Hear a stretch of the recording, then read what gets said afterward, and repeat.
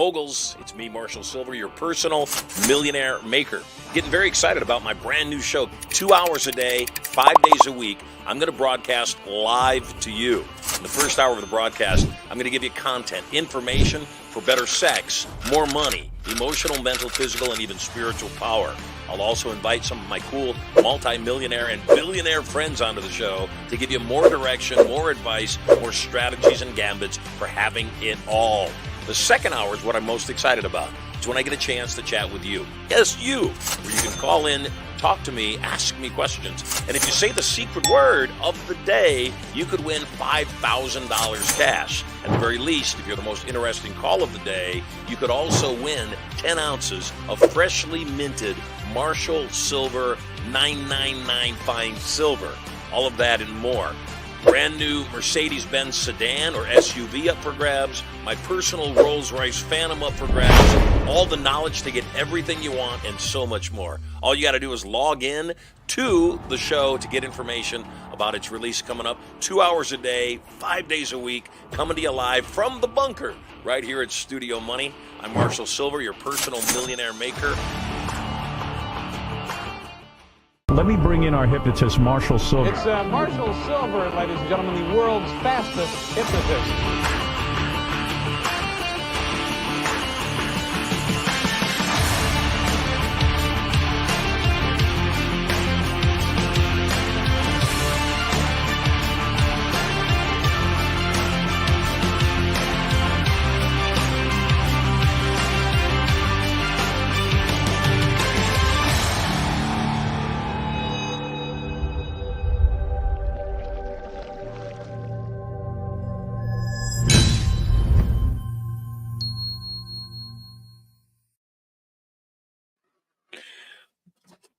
Where's my money? I know that's what you're saying today. Where's my money? And I got to tell you, I got your money. I got your money right here. $5,500 up for grabs. Secret word of the day. And money cures most things. I'd like to cure some things for you. As you know, brand new show. We are in day 24. How cool is that? Day 24 of the Marshall Silver Live Show. Already breaking records, changing lives, and meeting a lot of really cool people. I believe life is for the living. And the whole point of your life is to live a life filled with love, joy, and truth. And you can get it right here. Weird things going on in the world. I know you've been following up on Diddy. And it's interesting when your name becomes the question of your circumstances. That is for sure. I also believe that what's happening right now is a revelation that the truth shall set us free. And as you hear me preach all the time on this show, money cures most things, but money also magnifies everything. You show me somebody who's a broke jerk that becomes a millionaire, and I'll show you a millionaire that's a jerk. It's just a fact. If you marry somebody thinking that, gosh, maybe if I marry them, they'll be better. They'll get off my back. They'll be kinder because we'll be husband and wife. We'll be a team. So they got to treat me better. Then not going to be. In fact, going to be worse. If your significant other breaks up with you every other day, don't think getting married is going to slow that down. It's not. It's just going to cost you a lot more money. That's all. So things tend to be what they appear to be, and often an expansion of that. So, a lot going on, bridges coming down in Baltimore, the whole Diddy thing. We haven't even seen Diddy since they raided his 2 homes. I saw Bankman-Fried just got 25 years for a multi-billion-dollar proven fraud scheme. And then we got people getting charged with no crime, no victims, no losses. In fact, the people that would have been the victims are saying, no, we'd like to do business with Trump again. And they're getting $450 million bonds, even reduced to $175 million. That's still insane, ridiculous. So the point of this show is to bring some sanity to an insane world and help you see things in a different way. We do it in 2 ways. Number one, we bring amazing guests on. And today is no exception. We got a phenomenal guest today. And then in the second hour, we allow you to call into the show live, as you may know. And if you are interesting and the most interesting call of the day, you win 10 ounces of pure Marshall silver. And also, if you say the secret word of the day, you're in the money for $5,500 today. Nobody wins it today, goes to 6 grand tomorrow. So it just keeps getting better. We just had a winner for $13,500, giving you proof we indeed do give the money away. On today's show, once again, a large number of you in the audience send requests in, and overwhelmingly, probably because it's my audience, because I've been training you for decades, a large portion of my audience just says, hey, more real estate strategies. So today is going to be no exception. We're going to take a look into the world of real estate investment with a guy named Sam Prim. He's known for his strategic approach to building wealth through property, and he shares his journey from aspiring investor to real estate expert, revealing the key strategies, insights, and mindset shifts, which are the most important part, that propelled his success.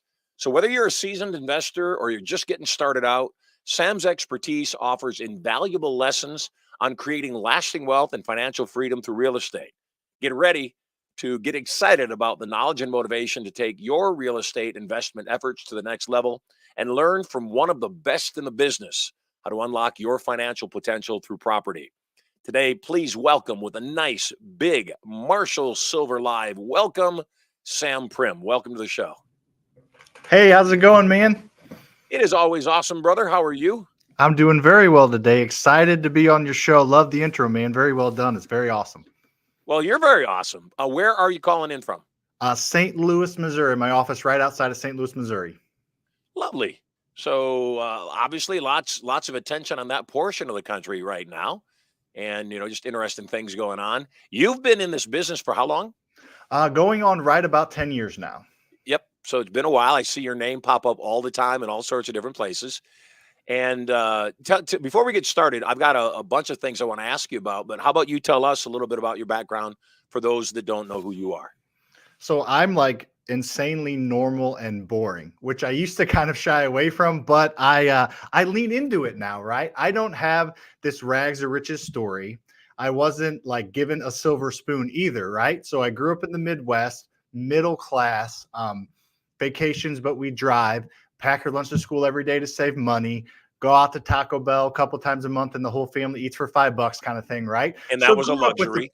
Pretty frugal parents, right? So that was kind of my upbringing. I was planning to be a corporate employee my whole life. My dad worked for one company for 40 years. My mom was a part-time teacher. Like if you define normal childhood in the in the dictionary, my face is going to pop up.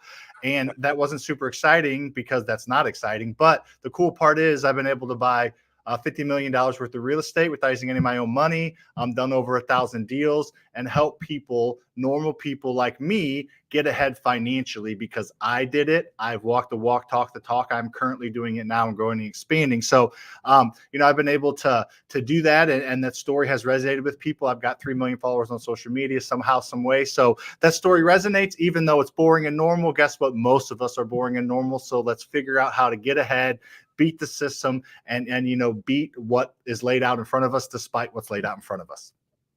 I kind of like that tag, real estate investing for boring and normal people. Yes, that's me. Yeah, I like that. That's sexy, actually, in a weird kind of way. I know, right? So yeah, two things. You do have a tremendous following on social media. I want to talk to you about how you built that. And I also want to talk to you about what your unique approach to real estate investing is, because it's a little bit different. And it's one that normal and boring people can actually do. I think a lot of times that the barrier to entry for most people inside of real estate investing is they say, yeah, it works for everybody else, but it doesn't work for me. And the reason they say it doesn't work for me, they went to do one deal, they got burned, they lost money, and they said, this doesn't work. Or they're so gun shy, they never even make an offer, never even do one deal. So let's start with social media. Obviously, you've got over 600,000 followers on Instagram. You got another 2.5 million followers across all the other platforms.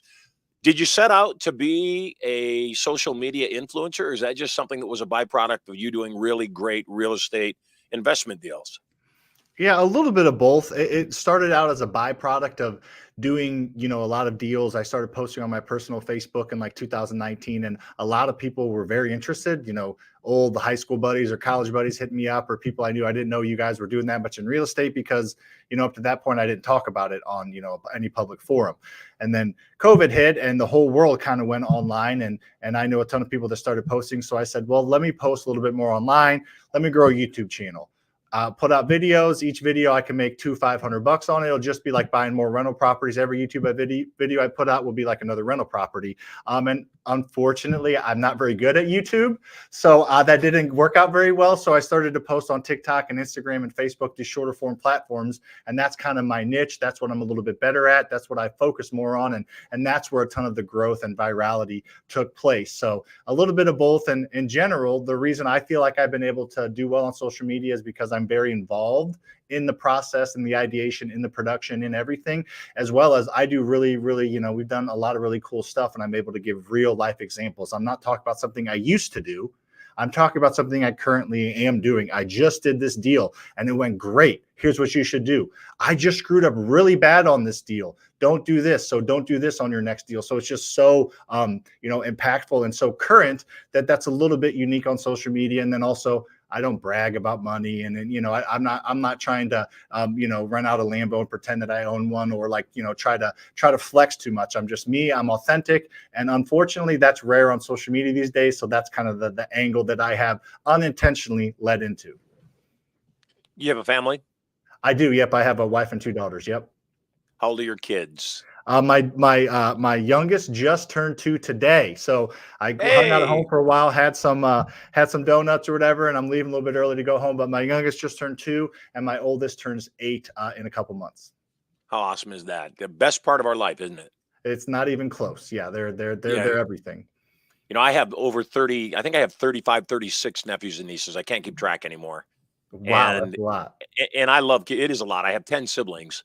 I love kids, completely love children. In fact, we have a charity that we do called the Young Entrepreneur Society, where we teach young people how to be entrepreneurs and make money before they're out of high school, with the intention of making them millionaires before their 18th birthday. And I love kids. And everybody said, yeah, it's different when they're yours. And I said, how different could it be? Well, then my son plopped into my hands, and I realized they were right. It's different. What do you suppose makes? And you just mentioned something. You said you were working on YouTube and weren't getting a whole lot of success from there. Although a lot of people would say if they were making $100 or $300 per video, man, they just post a video a day and probably be fairly happy clams. But you switched over to short form. Do you think that that's an indication of exactly where people's attention span is these days? Do you think that they can't be held for more than a minute or two? Yeah, I think that's a lot of it. And I think short form is traditionally more for entertainment. Longer form is for entertainment, which you do a great job of, entertainment and education, right? That's kind of, you need that education factor more kind of in the long form. Short form, it's really tough to educate. I feel like I do a decent job at it. That's why I think I've been able to grow, because I can take a complex topic and get it in 65 seconds or 35 seconds and articulate it and deliver it understandably, which is kind of tough to do. And it took me a long time to figure that part out. But I think there's the attention span of people, and I mean, I still, do YouTube a little bit. We do have 98 or 95,000, 95, 98,000 or something like that on YouTube. So we do have a decent YouTube channel, but I think a lot of it's the attention span, because I always say in 5 minutes on TikTok, you're going to see 100 different creators. In 5 minutes on Instagram, you're going to see maybe 60. In 5 minutes on, YouTube, and podcast, you're going to see one. So it's just, Right. it's a much better view. But the volume of views does give you credibility, and the volume of views does add up. Like, I have videos on TikTok that have like 5 years worth of watch time, and they're a 35-second video. So, it's just kind of depends on what you want to deliver, how you want to deliver it. And I try to do my best to be as good as I can at all of them at this point. That's why they all kind of add up to a pretty big number, but it can be tough. And I think the biggest part is just, what do people want? Where's their attention going? And the algorithms have changed immensely since I even started, and they continue to change. So it's always a moving target. For sure. Is your audience, looking at your content, you teach a bunch of content across the board, obviously majorly real estate investing, but also how much does your other life, your life fall into it? Your marriage, your kids, your family life, and everything else.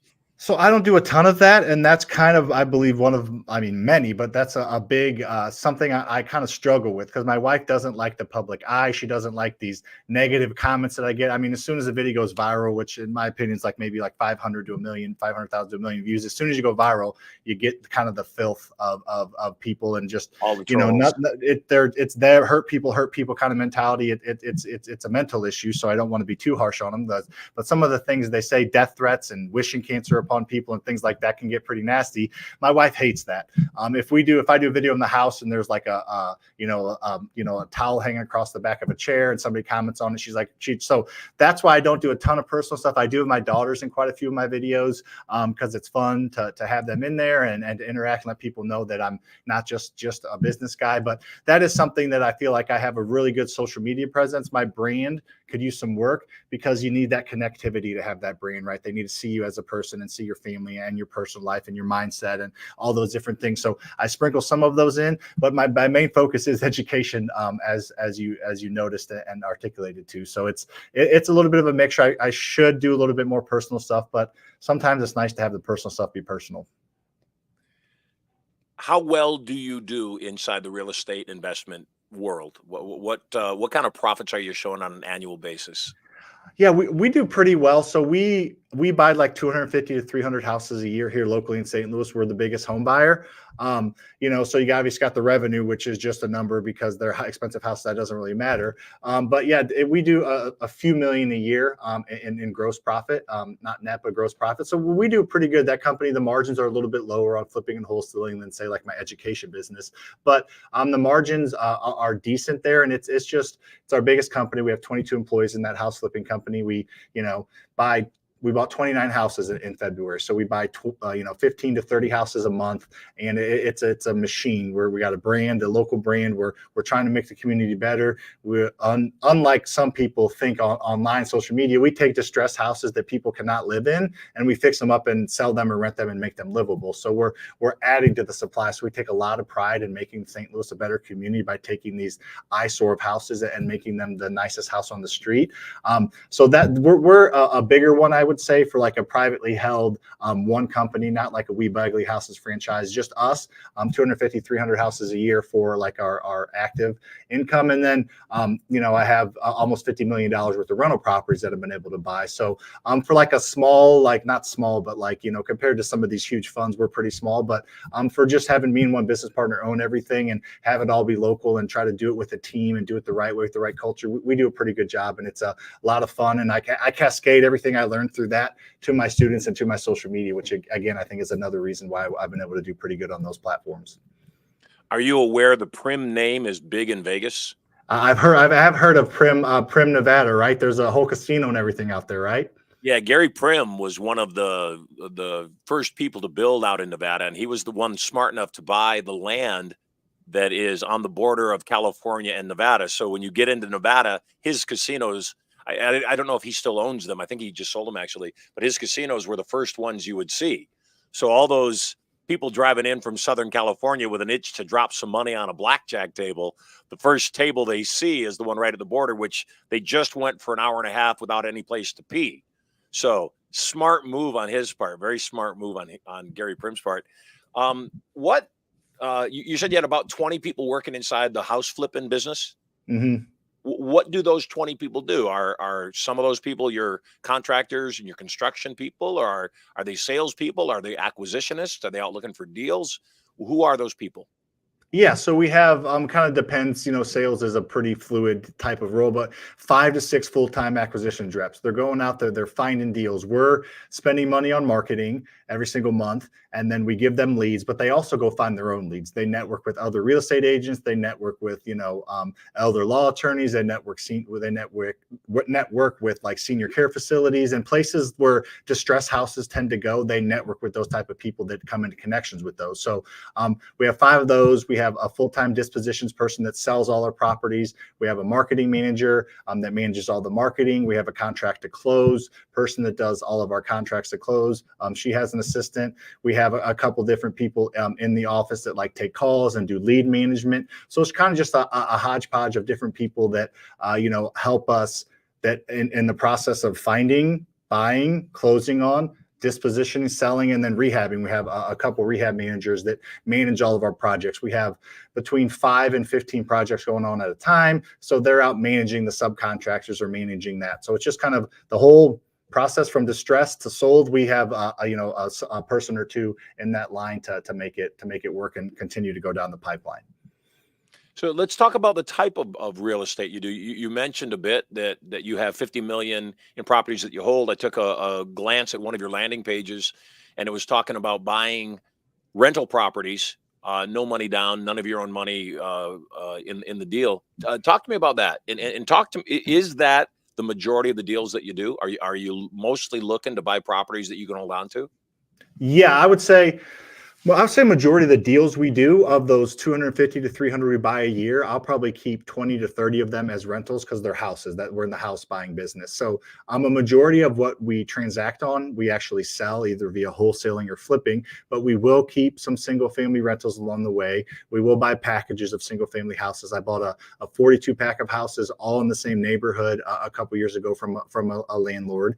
We'll buy apartment complexes that we hold. We'll buy self-storage facilities. So that's kind of my mixture of buy and holds, so that we treat them as separate companies. So there's my buy and hold company and property management company, and then there's my flipping company. So they're completely separate, but in general, we're looking to find a distressed property that somebody needs a solution to get out of it. We offer them an option. They list it with an agent or sell to somebody else, or they sell it to us. We're an option for them. And then at that point, we try to figure out the best exit strategy for it. Sometimes it's me keeping it as a rental. Sometimes it's just us wholesaling it, making 10, 15, 20 grand, selling it to somebody else who's going to fix it up. And sometimes we fix it up and put it on the market. It really just kind of depends on where our money is, where our contractors are. So we look at each on a one-off basis. But the whole goal is finding these distressed properties and adding value and using other people's money to do it that you kind of mentioned. What's your average profit per property? Our average profit for wholesale is about 13,500. Our average profit for like flip is like 25 to 27,000, and I'm talking like net. I know most people talking gross and all these things, and that's fine. I don't run those companies. I focus on education and social media and brand building. So I have like a meeting a month to see what's going on in those companies. So all I see is the net. I don't see the gross and all these bigger numbers. So that's just what I can speak to. So 13 to 14,000 on a wholesale, and then 25 maybe to 30,000 on something we take down, fix up, and sell net. And that's St. Louis. So we are a lower price market. Sure. I obviously have been training inside of the real estate industry for about 40 years, and they bring me in for a unique piece. They bring me in because most people, if I stand in front of any audience of real estate investors, I don't care who the instructor is, I don't care how great they are, I don't care how much success their students have had. If I ask any audience of real estate investing students, how many of you here have ever invested, other than your main residence, your home, how many of you have ever invested in one real estate investment property? And it always shocks me that always less than 10% of the room puts their hand up. And the majority of the room does not put their hand up, meaning they've never invested in a property. And if you were to go even deeper and survey those people, the average amount of money those people have invested in their real estate investing career is upwards of 20, 30K. And so, why do you suppose that it's such a hard thing for people to grasp the idea that money can be made inside of real estate, not by somebody, because I'm guessing they grasp that or they wouldn't be in the class, but by them? What is it inside of a human that just makes them think, yeah, other people are winning, yet I'm not going to? I think there's a couple things. That's a great question. I think the first thing is real estate is such a sexy industry. There's the HGTV stuff. There's the, Trump owns this, and they understand that real estate is either a wealth building or a wealth preserving tool.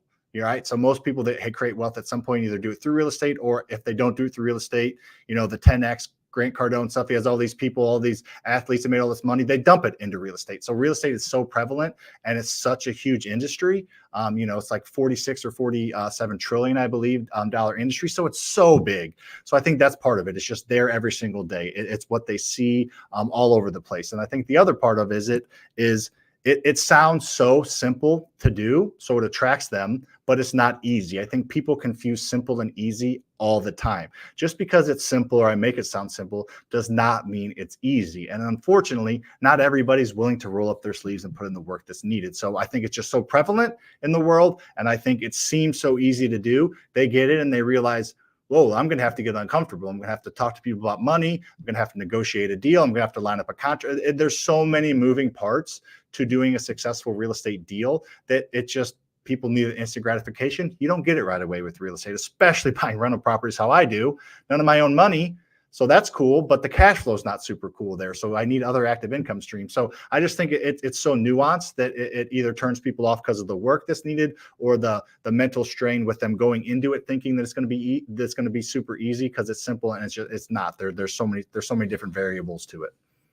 Well, not easy. I would agree wholeheartedly. The thing that I come across, doesn't matter what the vertical is, whether it's stock trading or running your own business or MLM or online marketing, is I think that most people's meter of the amount of effort that's required for any task at hand is off. Meaning that people think, gosh, he makes it, he makes it look so easy and he's having so much fun. He's got a great relationship with his wife and his kids, and all of that seems to be working. So they don't realize behind the scenes, under the surface, that you're stressing, that you're dealing with stuff that, again, I want to ask you about this in a second, but how many times you've lost money, how many times a deal has gone south. I always tell people, if you talk to somebody that says they've never lost money on a real estate transaction, they're either a liar or they did one transaction. Because it's just a part of the game. I don't care who you are. Trump gets attacked all the time. Oh, he's such a loser. He's been bankrupt 6 times, people will say.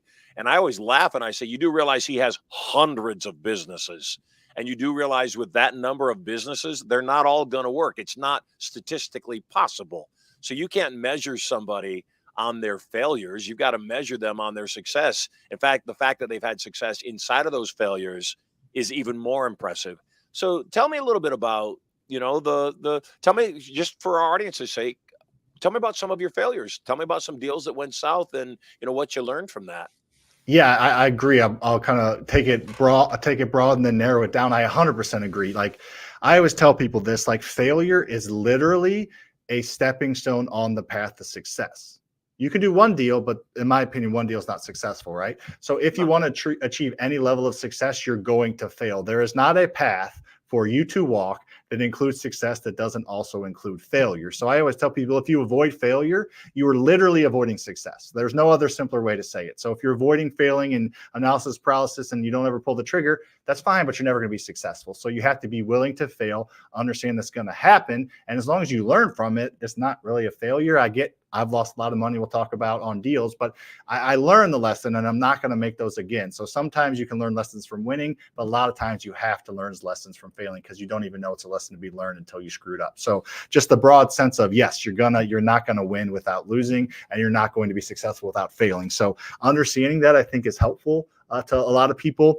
But in general, I mean, I just did a presentation a couple of weeks ago. I guess it's been about 2 months ago now on like my biggest mistakes that we've made. And we've made a ton of them. If you're not going to buy $50 million worth of real estate in 9 years without making a ton of mistakes along the way. We just go and figure it out. So some of my biggest mistakes, there's a couple just come to the top of mind is we bought a self-storage facility, 66 units, ma and pa, kind of just needed some work, needs some painting, some touching up, and there was some land next to it that we bought. So we fixed up the stuff that was there.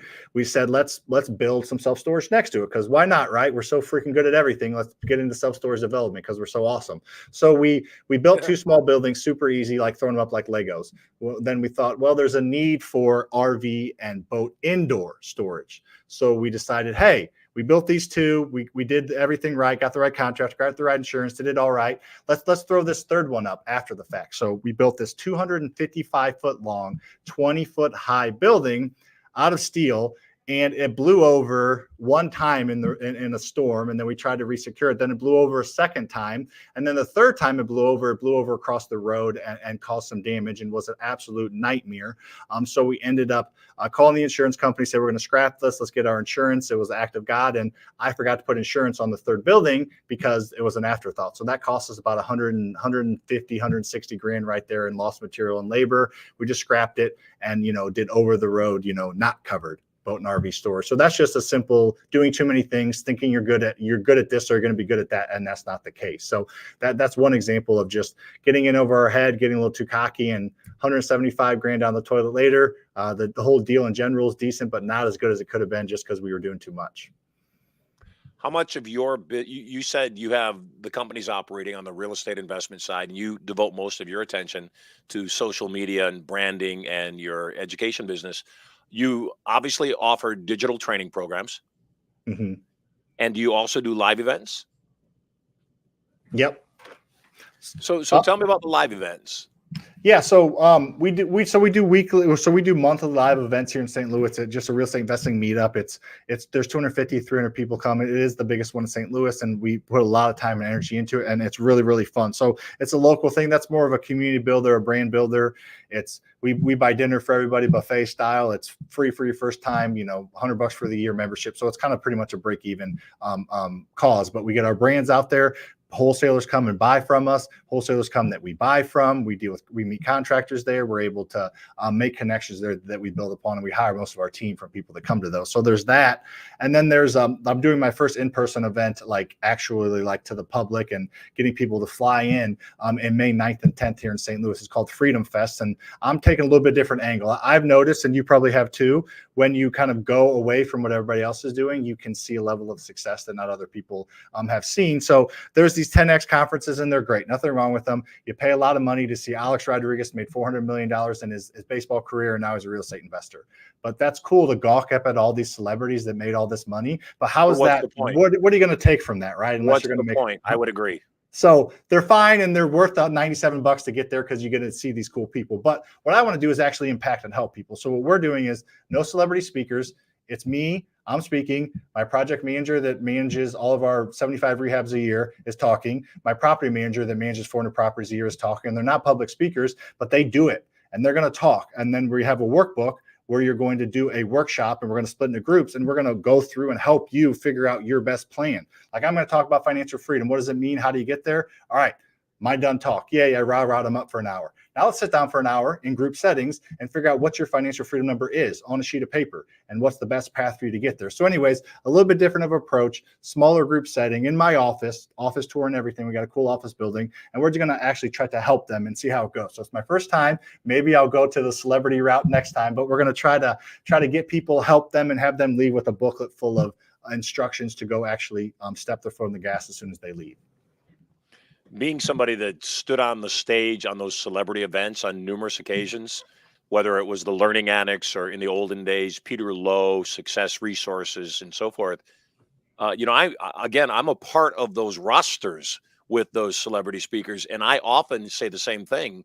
I'll be backstage and somebody will be on stage ranting and going on, and they're not really educating people. They're talking about their life. And I'm going, Alex Rodriguez, good example. Yeah, you're Alex Rodriguez.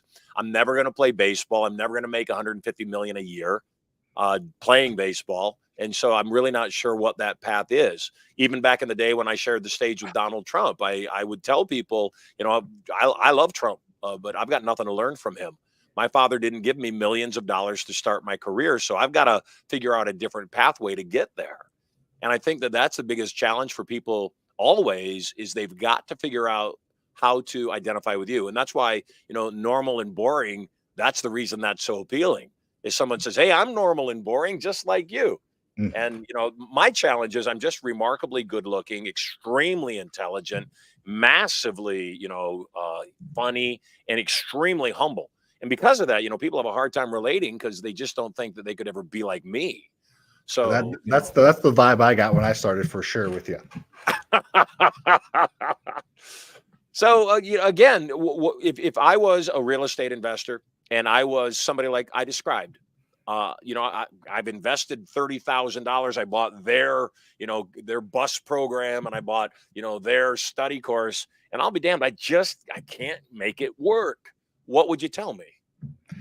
I would tell you to not give up. That's okay. Most people that think they're going to get the quick fix, that's exactly what they get. They get kind of empty promises. So I would say that the biggest thing to do is to connect with somebody that you feel like you have similarities with, similar with Alex Rodriguez thing, or all a lot of these big celebrities. It's tough to connect with them. So connect with somebody, and social media. That's one of the beautiful things about social media is as long as somebody's not lying, you can get to know them pretty good online. I meet a lot of people and they act like they know me. And I'm like, oh, I've never met you before, because they feel like they get to know you online. They get to know, like, and trust you. So I would suggest people connecting with somebody via social media, following their stuff, making sure they're legitimate and they're talking about active deals that they're doing. And then you're just going to have to take another chance. And if you're looking at buying their program, talk to other people that have been in their program, look at their reviews, see what their student success rate has been, and do a little bit of research. Don't get caught up in this on stage hype moment, one time only. You buy it now for 50% off. Like, don't get caught up on that.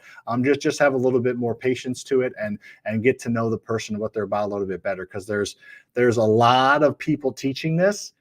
A lot of them used to do it or don't do it, and there's honestly not a ton of really quality programs to get involved in. But all the successful people I know pay to be around other successful people. I spend about $100,000 a year to be in rooms with people that are bigger, better, faster, stronger than I am. And then a few times I've worked my way up to the top of that room, and I uncomfortably left that room and paid more money to be in a different room so I could be the smallest fish in that room. And it's very uncomfortable to do that, but that's what it takes to grow. And I just follow the path of the successful people that I see. And I don't know one successful person that doesn't wish they started sooner and doesn't pay to be around other successful people. Without a doubt, that paying for access, that paying for knowledge is something that is a common denominator with everybody. And, people come to me and we have expensive programs that we offer up, at least relative to what most people would think is expensive. And I let them know I belong to 3 masterminds myself that I pay tens of thousands of dollars for each individual one for. And frankly, often it's not even the content that I join the mastermind for, it's the network. And, the access to those other people that are a part of that network, or maybe even the people that are facilitating that thing. What would you say on the education side is your unique marketing proposition? What is it, apples to apples? I've got all these real estate investing gurus, instructors, programs in front of me. What's the distinction in yours that somebody would say, oh yeah, that's the one I want because of fill in the blank? Yeah, there's a couple things. The one thing I alluded to earlier, I won't go too deep into, is just I'm actively doing it. I did it. I had a W-2 job and I was doing real estate on the side. I quit that W-2 job and went all in on real estate. And now I've been growing that since 2018 is when I quit my job. So, not super long, 5-6 years full time into real estate. I was doing on the side before. So I recently walked the walk, and I'm continuing to do it. So that is somewhat rare. There's not a ton of people that coach and teach on this that are buying 250, 300 houses a year, that own 50 million in real estate and want to get to 100 million in real estate in the next few years. So the fact that I'm so active and continuing to kind of be in the trenches with the students is somewhat rare compared to a lot of different people that just, hire out coaches or just, have a brand or a name and they're not actually investing in real estate anymore, because the margins and the risk are way better in education than in real estate. But real estate does provide that long-term wealth and it's fun and entertaining. So that's the main one. Don't want to go too deep into the other thing that I think is a differentiator of what we have is we teach people how to do with none of their own money. When I got started, I didn't have enough money to put 20% down on a rental property. I had $5,000 in the bank and had a decent job and was trying to save and start a family and all these things. I just simply didn't have the money to do it. And I didn't know until I got started in this that you don't have to use your own money. You do need money, but it doesn't have to be your own. Now you have to get creative. You need to make the right connections, private lenders, hard money lenders, small local banks. You have to know the right funding sources, but there's more money on the sideline waiting to invest in deals than deals out there. So you just have to get connected with them. So that's the big thing. Is some of my students do put money in deals or put 20% down, but a majority of them do it how I did it and continue to do it by leveraging other people's money. So they leverage my knowledge, and then they leverage other people's money, and boom, they own real estate without using little to none of their own money. And generally speaking, because you mentioned this, you said because I don't use any of my own money, I make less money. Obviously, if I'm using other people's money, they're making money on their money in some way. Are they partners in the piece of property? Are they straight up investors using the property as collateral and they're not owners? How do you generally structure that? Most of the time, they're just simple investors. So most of the time, I'll use their money to buy the property and to fix up the property. And I bought it at a discount and I added value. So then I go to the bank and do a cash out refinance, and I take that refinance money and I pay back who I borrowed the money from plus interest. So they're paid back, they're gone, and now the rent pays the bank. So the fact that you do it that way, it allows you to not have to put 20% down cash. You're bringing 20% equity to the table. Banks don't care about your cash. I mean, they do, but they just want that equity when they're giving you a loan.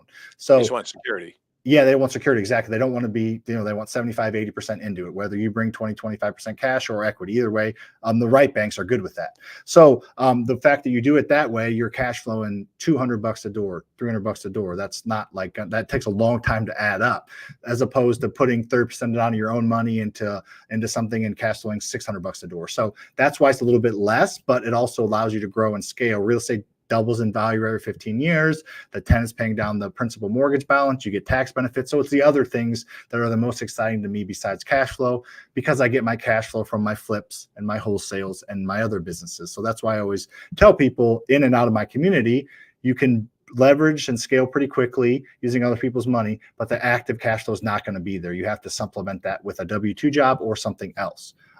So there's a big reason why the cash flow is not really there when using other people's money. You just have to know how to leverage it, and there's a give and take. There's no like amazing strategy that you cash flow $1,000 a month with no work and it's done for you, and something's got to give. And how I do it, cash flow seems to be the thing that gives. But again, those other benefits to me far outweigh that cash flow, because I take care of that cash flow elsewhere as far as my personal living.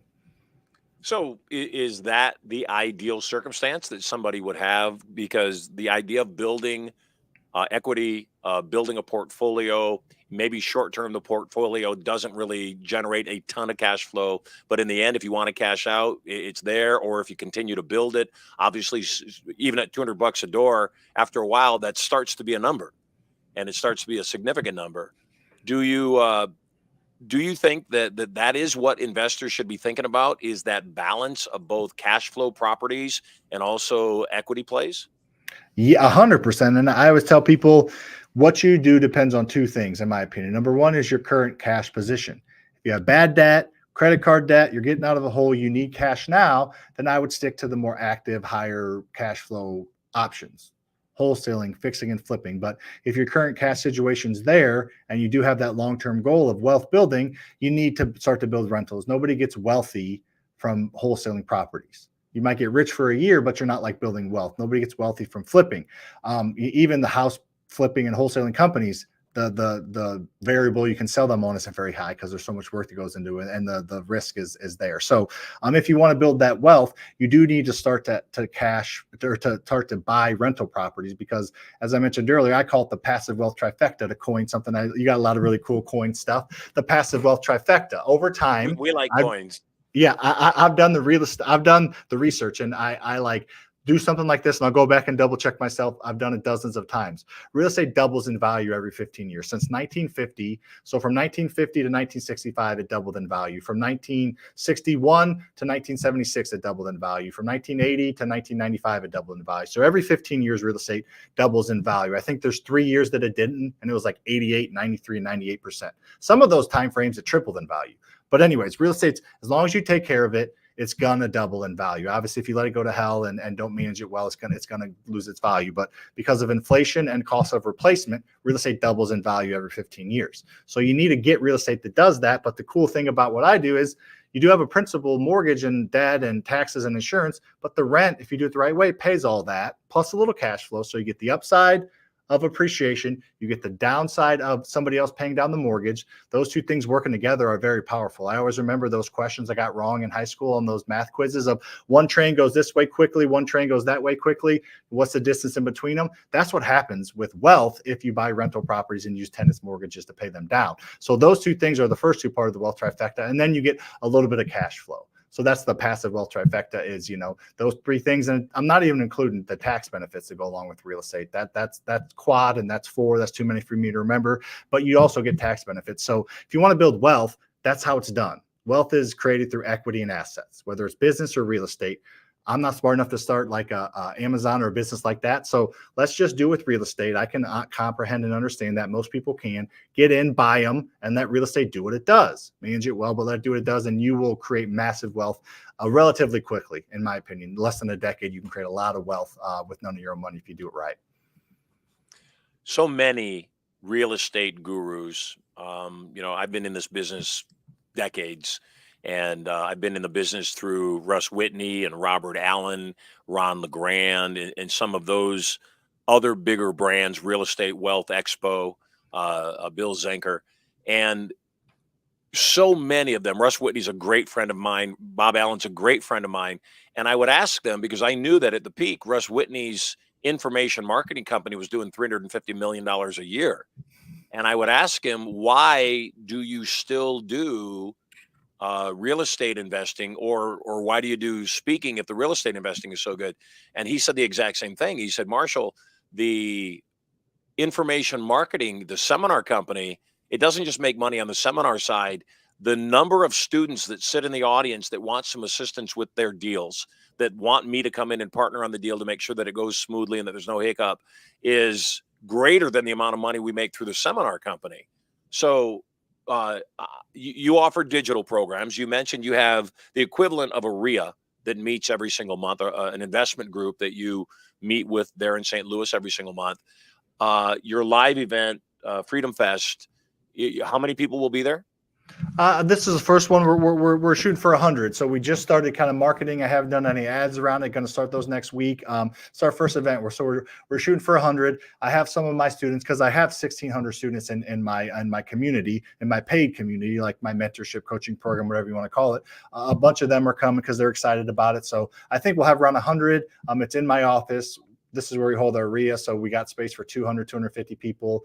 We want them sitting around chairs. The RIA has people standing in the back, but we want everybody sitting around chairs. So I want to limit it and keep it intimate for this first one. So yeah, the goal is around 100. Maybe we'll get a little bit more. I don't want a ton more, but the goal is to do things a little bit differently, provide a little bit of value. And we have those 1,600 students that already paid me to be a part of my community that delivers, virtually. We have, weekly coaching calls, one-on-one calls, a Facebook group, a community, a lot of really cool things we built into that. They're spending more money to come hang out in person. So yeah, there's a lot. The margins are better in the info space, but to hit one point before you move on to the next thing or whatever you have next is, you're talking about like doing really well. Why do you continue to do more? And people ask me that all the time. Why are you making TikTok videos? Because my TikTok's actually banned right now. I'll get it back. I have 2 million followers on TikTok. They're like, why are you making TikToks if you actually flip 250 houses a year? Or if you actually own 50, calling you a liar, like, why would you do this? And right. A, it's fun. B, it helps people. C, it adds to my lead flow for my high margin education company. But C, I like to work. It's fun. Like Elon Musk, I'm not comparing myself to him. You think he needs to work every single day? He works 75 hours a week. He's on ketamine and all this crazy stuff so he can work even more. Who knows what he's taking? Like, people that are driven, that want to do more, their goal isn't to sit on the beach. If your goal is to sit on the beach, that's not going to happen. If your goal is to create value, create impact, grow, scale, push the limits and struggle and win and fail, then those are the people that are successful, and those people don't just stop because they've made it. So anyways, you made a good point earlier. I just kind of wanted to piggyback on. Why'd you get banned from TikTok? Honestly, that's the thing about TikTok. I've never really been in trouble. I don't talk politics much. I don't talk about like the pandemic stuff that got a lot of people banned in the past. You're very smart. Yeah, so I don't go into that space. I lean right on a lot of shit, and I lean left on some stuff too. So I usually just try to not get into that space much, even though I know that's where the people that really want the cult following, gotta have half people hate, half people love you. But anyways, the link in my profile is my free training. For freerentalwebinar.com. I've had that training for 3 years. It started to get flagged as like a scam training account or something. People are DMing me, and I went to go change it, and I got a notification. I'm not lying. I didn't do anything sketchy. Account permanently banned literally when I went to go change it. So it's just TikTok, do whatever they can do. I tried to appeal with them, but I have some other ways to get it back that I'm working on right now. So I know people that have been banned 5 times to get it back. It just costs money. So I'll have it back here soon, but not soon enough, because I get about 15 million views a month on TikTok. So I get about 25 million views a month organically on my social media, and TikTok's the biggest chunk of that. So I want to get it back. What's the quality of those views on TikTok? Not near as high quality as anybody listening to this, but they're not bad. They add up. We have a lot of people that we tag through software that found me on TikTok. Go to Instagram, see some videos, check out my podcast, and DM me and get my free training or check it out. And they all started with TikTok. So the quality, it's there's the, like, again, the people scrolling from all the things that are on social media, and then they see me, and so they may not be your ideal person, but I have like 50 videos that have over 1 million views on that platform. So the volume is there. Specific, each quality view is not near as quality as these other platforms, but it's a great credibility piece. It gets me in rooms like this. You wouldn't have me on if I probably know about me if I didn't have social media, right? So it's just a gateway to several different things, as well as the credibility piece. I had 155,000 followers on Facebook, and unlike yourself, I'm not quite as wise. I definitely openly talk about where I stand politically, where I stand on scamdemics, where I stand on fraudulent elections. Did I say that out loud? Yeah, it's my show. I didn't hear it. You're good. Exactly, but it's I can. But yeah, they wiped out 155,000 followers. They didn't wipe out my account. Elon buys Twitter, and we still haven't reinstated the account because my belief is, again, much like what you were just describing. You didn't do anything. And since you didn't do anything, it's like, do I really want to be a part of a club that operates this way? And that's where I feel about things. And so I think that, we're seeing so many amazing revelations lately. And I think that a lot of people don't realize that we're living in magical times, that communication equals wealth. How we communicate inside of our head and how we communicate with the outside world equals wealth. And I don't think most people realize that's what social media is. It's just a form of communication. It's not, everybody's talking about, we want to, game the algorithm, and we want to, show you exactly how to structure everything so you can have the biggest pop on social media. And my response is, why don't you just have a conversation that they want to have? Because that's what engages people. They see content that, number one, is entertaining. It's got to be entertaining. If it's not, they won't stop the scroll. They'll move on to the other 99 videos.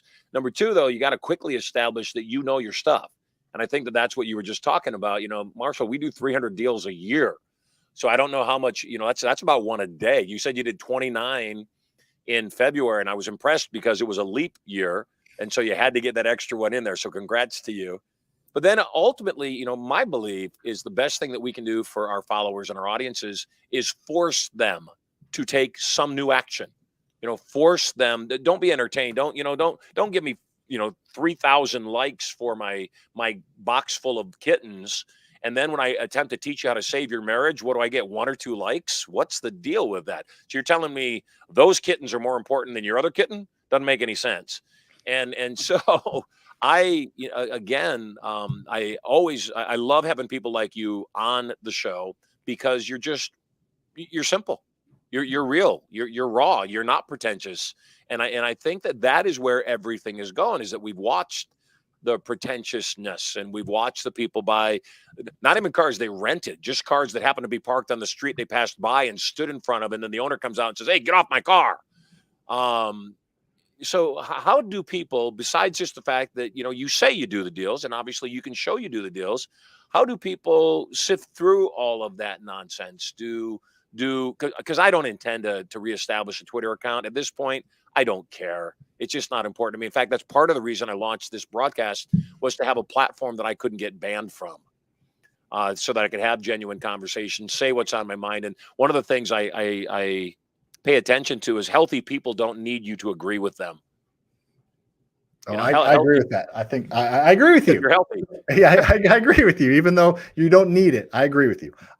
Yeah, I think there's a few things to separating yourself on social media. One thing is, I think people need to embrace it. I feel like we're we're in a social age. It's not going anywhere. Like I feel like there was the industrial age in the early 1900s when we were assembly lines and figuring things out and growing and expanding. And then there's like the technological ages, the .com and the boom and the internet. And then I feel like it's literally an age that we look back on as like the social media age. It's not going anywhere anytime soon.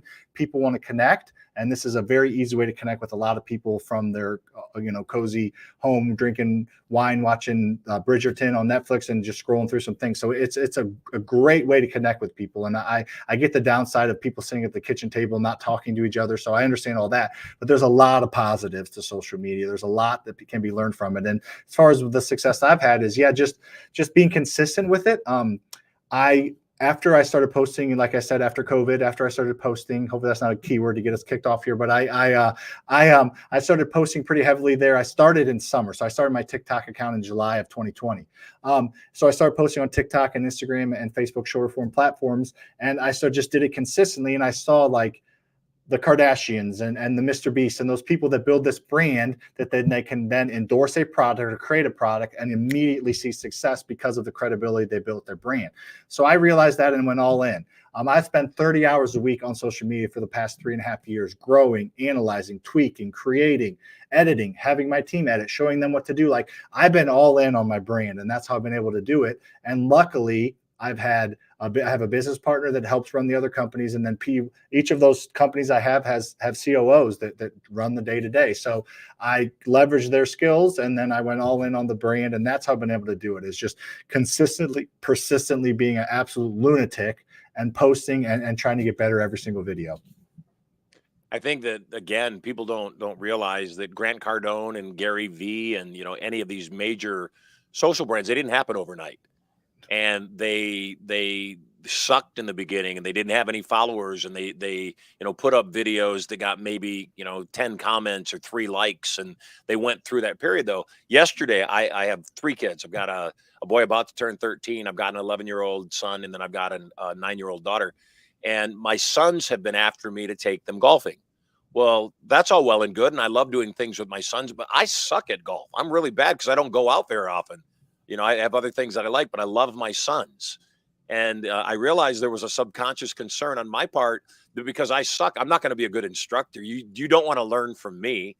And then the second part of that is I knew they were likely to suck because they'd certainly hit balls on Top Golf, but they'd never golfed on a golf course. And so yesterday we went to golf, and on the way there, I'm a hypnotist. I get this stuff, and it's rare that I get called on it. On the way there, I said, guys, we're going to get 2 big boxes of golf balls, probably, like 40 balls for the 18 holes. And my son says, are you really going to golf that badly, Daddy? And I said, no, these are for you. He said, I'm probably only going to need 1 or 2 balls, Dad. I'm going to be just fine. And again, it's a credit to the way his brain thinks. And I realized that, I know this stuff. And there was a subconscious hesitation on my part to take them golfing because I didn't want them to have that experience of hating it because I was so bad. And one hits a par in his first round. The other one hits a birdie in his first round. And I didn't hit a birdie in the whole round. And I've been golfing for years. And so, the lesson in that is, again, I teach my kids the same thing. You've got to be willing to lose. You've got to actually learn how to lose, ironically. And anybody that's teaching their kid, losing is the enemy. And, they're never going to be a healthy human being. You got to learn how to handle that. And you got to really be willing to get through the suck. Yeah. So when you were first building your social media and nobody was paying attention to you, and, you're spending 30 hours a week again, and that all by itself is a really good indication to people. You don't get 3 million followers on social media platforms by not making it a business. So rather than just posting, oh, this is a cute video of me and the kids, and this is, something else that I think people will be interested in, or, here's 1 minute on TikTok that should get them to leverage over to my Instagram. Do you have a formula for how you approach? Obviously, you said you just like people to see you as a real human being, but do you post 3 times a day? Do you do you make sure that every post has to do with this and then the next one has to do with that and so forth? What's your strategy? Yeah, I have created a formula, and this isn't something that happened right away. And each person kind of has a different formula that I think works for them. This is why I feel so many people struggle on social media is because they think they're too cool for it. They hire it out, and you lose the personal touch. People can see that somebody else created the script, and you're just reading from a teleprompter. Nobody that never works. Or they like do the pay to play thing and pay for followers and likes and think it's going to give them credibility, and it never does. So those are kind of the shortcuts. The actual formula is posting. There's two kind of things. So I used to like call it the post analyze post. I would post something, analyze the crap out of it, and then post again. Then like so I'd just always be looking at watch time of this video. Like I told you earlier, I was a lunatic, right? So I would look at watch time of this video and compare it to that video. Why did it do better? Was it the deliverable? Was it the hook? Was it how I did it? So I just experimented a ton. And then you just got to throw crap out there. You're gonna get 10,000 views. After you've been doing it for a while, you're going to get 100 views. And then your next video is going to have 30. Then you're going to have 500. Then you're going to have 20. Then you're going to have 800. Then you're going to have 2,000. So you just have to put your ego aside and just get crap out there. You need data points. You need analyzation points to go back and see what worked. Then after I did that enough times, I created, and I've been thinking about doing like some type of like coaching on this, because I think honestly, sometimes I feel like I understand social media more than most people, than I do real estate more than most people, because a lot of people do real estate, not that many people cross social media. So anyways, what I've done now is what I've figured out is it's called the hub and spoke. So I have these hub concepts that I've tested over 3 years that I know work. I'm in $25 million worth of debt. That hook, that hub, I can walk down the stairs with one shoe on it, have words pop above me. I can walk around with the camera in my face and do it. I can do it behind my podcast mic. I can do it different ways. So I have different spoke deliverables to that hub concept. So I have about 15 hub concepts that I know work, and then I have the different deliverable spokes. So I can always go back to something that I know is going to do decent as I'm continuing to post, analyze, post. So it's kind of this scatter shot thing. I don't have it on paper; it's on my head. We have the hub and spoke on paper, but anyways, it's just try a bunch of stuff, and what works, don't stop doing it. Gary Vee says this all the time. So many people create a viral video and they think they're going to create another viral video. No, squeeze every ounce out of that viral video and that concept. Post on multiple platforms, post a 10-second version, post an 80-second version. Like just squeeze whatever you can out of that.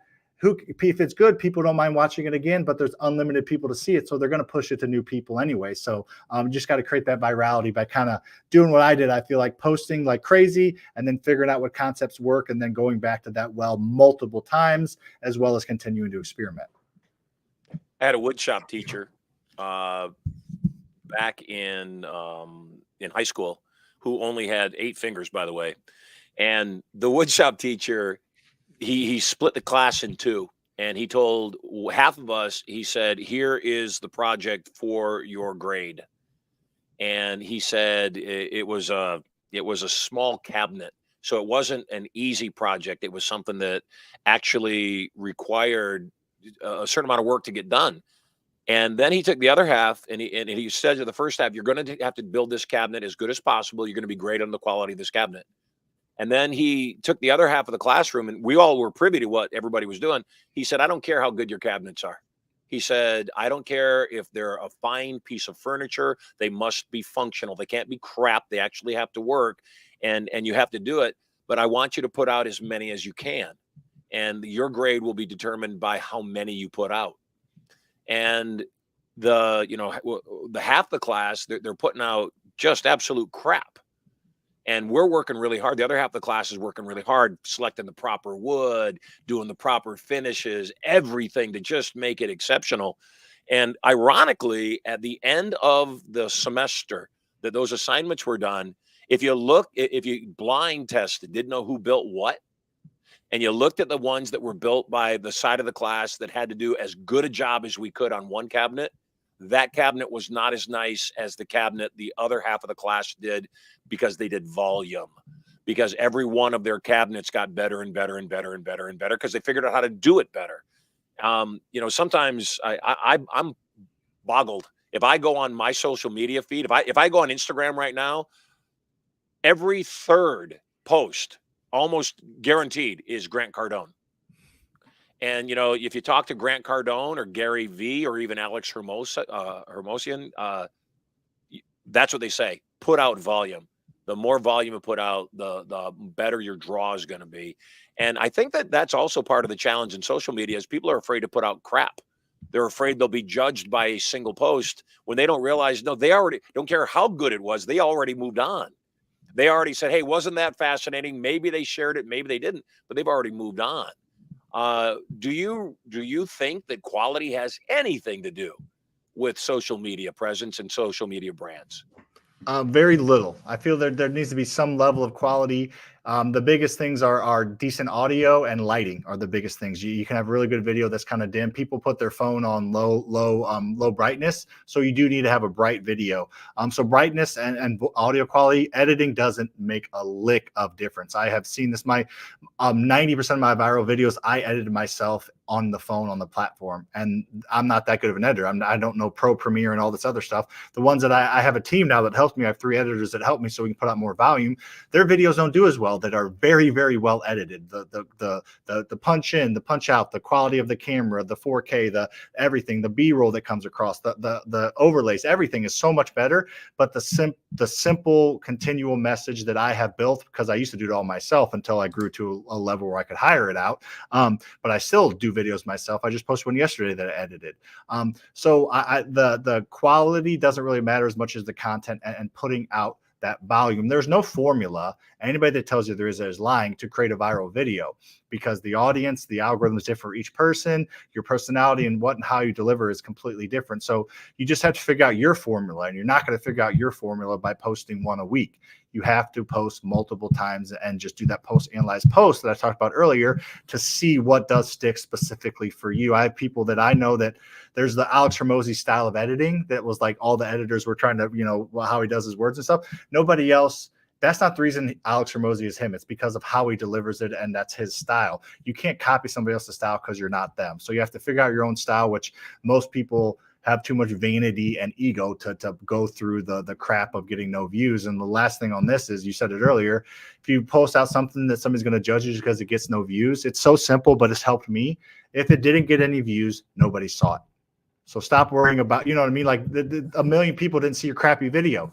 30 people saw your crappy video. Move on. No one's going to go back and look at it anyway. Just continue to post. The good videos will get seen eventually. So, if you're worried about getting judged by a ton of people because it's a bad video, that's not physically possible. A ton of people won't watch it. Yeah, and nobody gives a damn.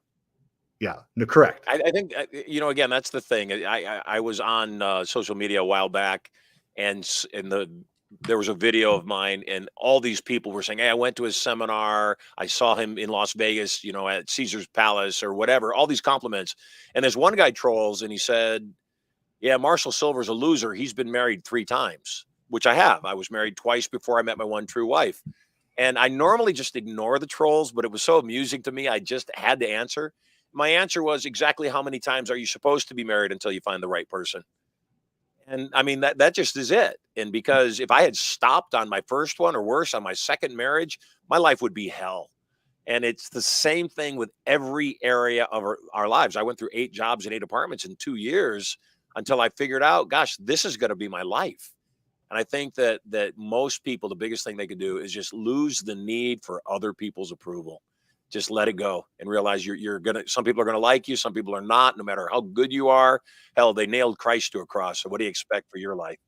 So, yeah, hey, apologize, Sam. You're so fascinating and so much fun to talk to. Normally, this is only a 1-hour interview, and I just sailed way past that. Looked up at the clock and went, holy cow, the time went by. Any last things that you want to say to the audience, or any place that you want to send them to find out more about you, maybe sign up for some of your courses, or get connected on your social media? Yeah, I would just say anybody, fasterfreedom.com, check out what we have there. Check out, usually you would say all social media, but not TikTok right now, but at Sam Faster Freedom, as you have the handle up there. Just check me out on social media. If you like what you see, then we can talk about my community. It is a really, really good community. We do have a ton of successful students, but no sales pitch here. Check out my stuff, see what you think, and if you like it, just DM me on Instagram. I also answer my DMs. I feel like it's still a good use of my time, even though I get a lot of them. So I send custom voice notes to people if they have a specific question or quick answer. So just DM me, you get a hold of me, and we can chat. And if you want to move further, great. If not, just would love to chat and kind of see where everybody's at. Well, you're awesome. And any support I can give you on the live event side, that's been our business for 40 years. I am here for you. You're an amazing guest. It was my great honor to have you on the show today. And I look forward to you and I connecting sometime in the near future. Awesome. Appreciate it. Thanks for having me. You betcha, brother. Take care. Yeah, we have the best guests here. And yes, time just flew by. And I like it when time flies by because that means that they're interesting. If you'd like to win some silver, not coin, but some silver bullion, 10 ounces of pure silver, specially minted. I'm proud of this stuff. If you've not seen this, I just shot some podcast episodes at my home in Las Vegas. And because I was in person with those guests, unlike just now, I wasn't able to hand Sam 10 ounces of pure silver. Because I was in person, I was able to give people the 10-ounce bar while I was there with them. If you see any videos, I just posted a video. Dan Henry was one of the guests. And one of the other guests, Gary Cox, I had given him Sam's silver bar. And he handed it to Sam in the cockpit of the private jet they were flying back to Florida in. And the look on his face was amazing because it's magic. It's a cool piece of silver. If you'd like free silver, get on the phone with me in the vault. I've given you plenty of clues to win $5,500 today. If nobody wins, it goes up to $6,000 tomorrow. I'd like people to win. I don't care either way. It's the same amount of money to me, $500 a day, every single day, regardless.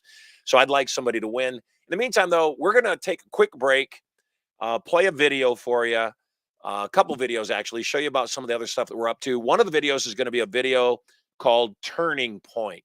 And the reason I show you that, if you join me on the show today, not only could you potentially win 10 ounces of silver and maybe even $5,500, you're guaranteed two $3,000 tickets to Turning Point and get a chance to spend some personal time with me. So let's take a quick break, head over to the vault, and I'll see you on the inside. Turning Point.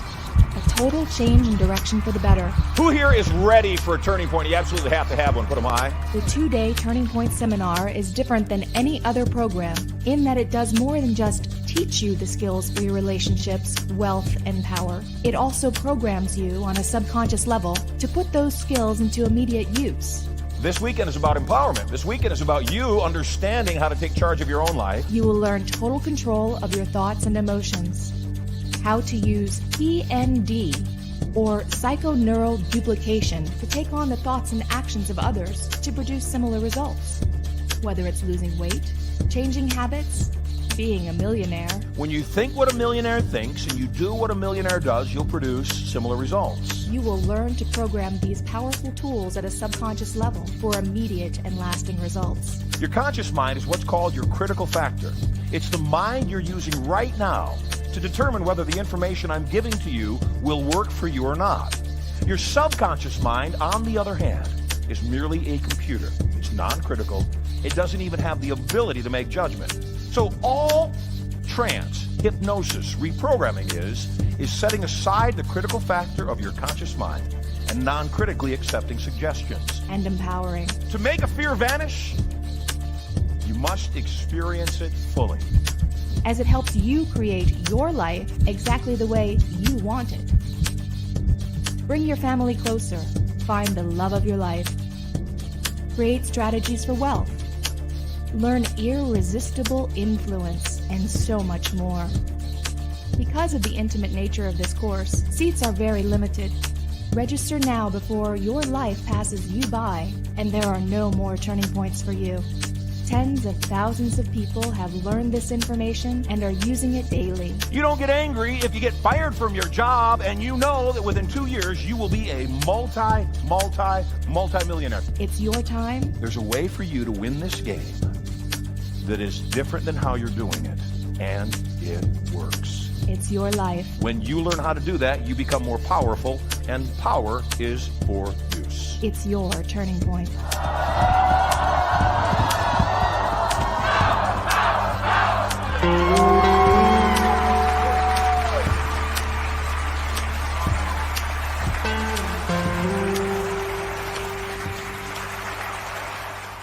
Isn't it time for your first million?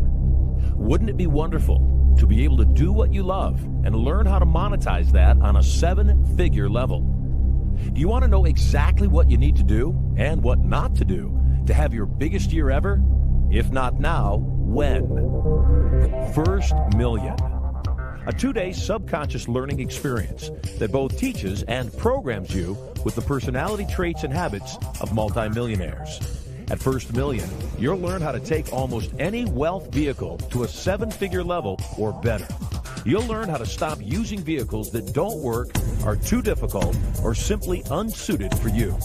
Making money is supposed to be fun. Stop living your life, getting ready to live your life, and start living a life of adventure.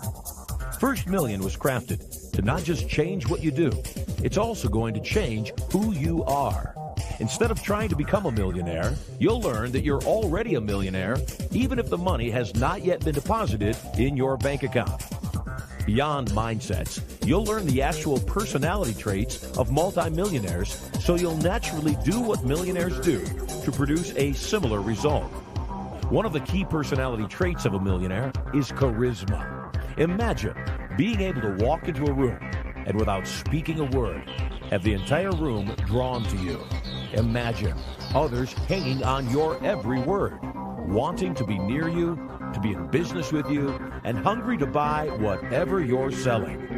First Million will teach you how to use the charisma that politicians, entertainers, CEOs, and celebrities use to move nations and make millions.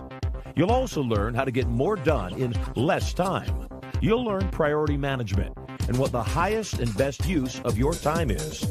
You'll learn laser-like focus upon IGAs, or income-generating activities, and you'll learn to let go of anything below your pay grade. What if you had more customers than you ever imagined? What if they came right to you and fought to buy from you? At First Million, you'll learn attraction marketing and strategies to get others to pay you for your marketing and advertising before they even purchase your offer. When you attend Your First Million, you'll begin to see an overwhelming amount of amazing opportunities all around you. You'll look through the matrix and easily identify target-rich environments. You'll learn dovetailing and stacking strategies to acquire more customers and do more business with the customers you already have. Unless something is sold, no money is made. Whether you're a sales pro, a novice, or even scared to death of selling something, Your First Million is going to have you fall in love with influence and enjoy it as the game that it is. When you believe in what you're selling, you're obligated to sell it. You'll learn exact language patterns of influence and persuasion. You'll learn how to get others to ask you for what you're selling and have them believe it was their idea. You'll become dynamically able to use arcing statements, direct links, embedded commands, and so much more. An entire tool belt of selling gambits will be yours after you get to Your First Million. As a First Million alumni, you will be clear on what you need to do to GTFM, or get the freaking money. You deserve great wealth, and Your First Million will help to raise your self-esteem around the topic of money. The amount of money you make will always be determined by your own self-image. You'll learn what billion-dollar corporations already know about outsourcing, how to get anything below your pay grade done for pennies on the dollar. Your First Million will give you the groundwork to understand presentation skills and the highest paid profession on the planet, public speaking. When you graduate from Your First Million, you'll be able to create presentations that inspire with confidence and power. If all that weren't enough, there's so much more. Making Your First Million is almost certainly going to require that you manage at least a small team. You'll walk out of the course with the knowledge of how to lead teams and synergistically get more done in less time. Technology has made our lives so much easier as we've learned how to harness it. The First Million course will teach you what is up to date and available in technology so that you can use that cutting-edge technology to get more done and have more fun. You'll also learn how to harness the power of the internet for massive passive profits.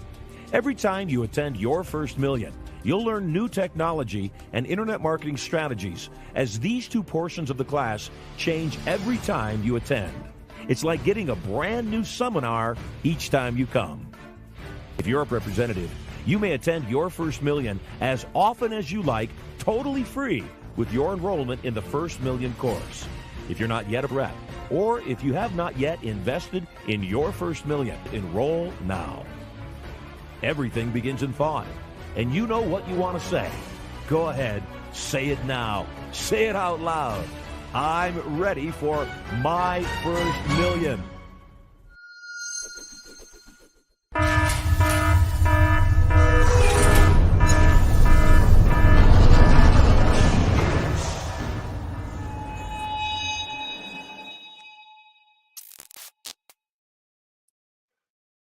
Welcome back. We are live. Not sure what that is. There we go. Glad you're with me. $5,500 up for grabs today in the vault. 10 ounces of pure silver. The show, as you know, is brand new. We're literally just over a month and 4 days old. And one of the key tenets to being successful in life is don't fight it. What does that mean? Go with the flow. Recognize that things turn out the way that they're supposed to. This show, I don't get paid for. It's my show, so nobody's paying me. I do it out of the goodness of my heart. I do it because I want to inspire you. I do it because I want you to recognize there's a way for you to win that's different than how you're doing it, and it works. In the second part of the show, we take your calls, and you say the secret word, you win the cash. You're interesting, most interesting, you win 10 ounces of pure silver. Guess what? There's nobody in the green room right now. And I'm not a fan of giving away things to people that aren't ready to receive. So since there's nobody in the green room, we're going to call it a show today. The secret word of the day. I talked about money, talked about coin. The secret word of the day was numismatic. Numismatic. Played a big game of Scrabble with my wife last night. That would have been a huge money-making word. Since nobody called in, nobody's winning the silver, nobody won the cash. Good news, tomorrow it'll be $6,000. Same time, same bat channel. 10 a.m. tomorrow. I'll see you then.